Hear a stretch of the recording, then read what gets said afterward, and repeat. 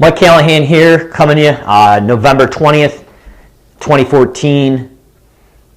Here to talk to you about the ramifications of the 2014 snowstorm off Lake Erie that absolutely just destroyed Buffalo with anywhere from 12 to 15 feet of snow in a matter of 3 or 4 days. I'm getting a lot of questions right now. Mike, should we send our equipment and operators out to Buffalo, New York to make some quick cash and cash in on the amount of snow since they're not able to move all the snow with the equipment and labor available in Buffalo, New York? To shoot off the hip at first, I'd say absolutely go down there, make some money, and cash in on this opportunity. You know, make an extra $15,000, $20,000 in a week, and help these people in Buffalo out. But coming from a business perspective, after taking a look at it, my personal opinion, unless you're absolutely set up to do this with the right equipment, the right people, and the right mechanics, and allocate that amount of resources out in Buffalo, I think it is not a good idea. I think actually it's a recipe for disaster that could be felt 3, maybe 5 years down the road in your own market because your inability to think ahead and stick to what you're good at.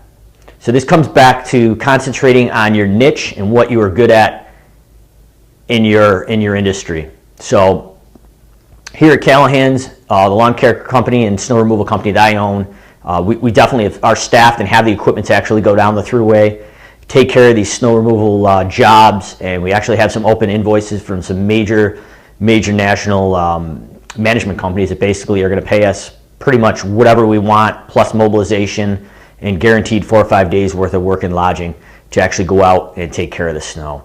It was my decision not to do so because if you do get out there, you're taking your pieces of equipment that are allocated to take care of your home market and contracts that have already committed to you, and you go out there and there's a breakdown, or with the heavy rain that's coming in this weekend, and you've got 10 feet of snow with rain and 60-degree weather flipping in a day and a half, there's going to be flood-like conditions, I'm pretty sure, and some structural problems with all the snow sitting on the roofs of these homes and buildings. Why would you get outside of the niche of what you've put systems together for so hard in the past, and they work and they're making money and they're predictable? You're going into a situation that's unpredictable. If you have a breakdown, you could be stranded in a different market for 2 to 3 weeks trying to get your piece of equipment up.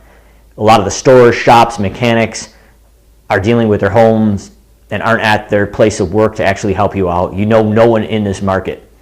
The only way I could see this as being a profitable venture is if you own a construction company or a larger snow removal company that has equipment that is sitting idle. You have a dedicated mechanic and mechanic truck that can be sent out with spare tires, motors, engines. So pretty much if anything breaks on these loaders or skid steers, you can actually repair them in the field in Buffalo without being dependent on anyone in that city.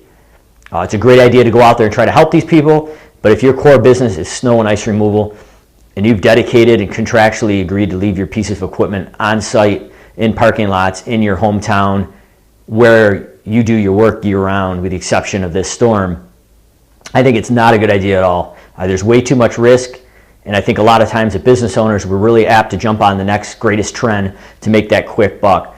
But if your long-term goal is to scale your company, become successful, and have a great track record with good customer service, an instance like this comes up every once in 10, 12 years, whether it be snow removal or disaster relief or hurricane, different natural disasters.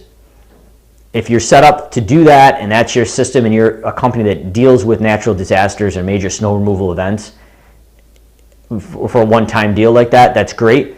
But if your main business is to scale in your local market and provide great customer service that's reliable, what happens today if we have unpredicted snow of 3 or 4 inches and all your heavy equipment is down the highway, 3 or 4 hours down the road? There's no way you can take care of your customer base here that you've already committed to contractually, and looking at the lifetime value of your existing customers in the niche market that you're working in. Why would you risk a $2 to $3 million worth of commercial contracts that have a lifetime value they've already committed to for a quick $20,000 or $30,000 down the road in 4 or 5 days? It just doesn't make sense. So I think a lot of these contractors have a short-term view of let's make a quick buck. It's going to be easy. We'll go out. We've got the equipment, and assume nothing's going to happen as far as breakdowns or that. And it may very well be that they go out and do make a quick buck and there is no headaches. But is it worth the risk at the possibility of a breakdown or something happening where in your home market you can't get back to satisfy your customers, where the companies that stuck to their guns, stuck to the niche market, what they're good at and what they prepared for, are already there. They can handle their own customers while you're still down the road trying to help somebody out for a quick dollar for a week. So in review, I think, a lot of companies have gone down the road to Buffalo to help out, which is a great thing on humanitarian side, but on the flip side, we're in business to make money. And if your goal is to make money, you want to make sure you've created systems and stick to a niche that's predictable. Going down the road to make a quick buck in an unpredictable situation is not only bad for your business, but the risk is unmeasurable. And you're putting not only yourself and your company at risk, but your employees as well, because you don't know the area, and there may be some issues that come up for some safety issues with that amount of snow in addition. So just my take on it, but I wanted to answer this question because I've been getting a lot of calls. Should we go to Buffalo to help out with the snowstorm of 2014?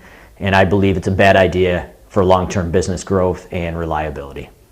For everybody who did go down the thruway to help them out, we do wish you the best and hope it all works out well. But the rest of us are going to stay here and provide constant and reliable customer service and make sure our equipment that we dedicated to these certain parking lots contractually are there the whole time, and we provide the best customer service and make sure that we're making long-term gains with our customers, just not a quick buck down the thruway.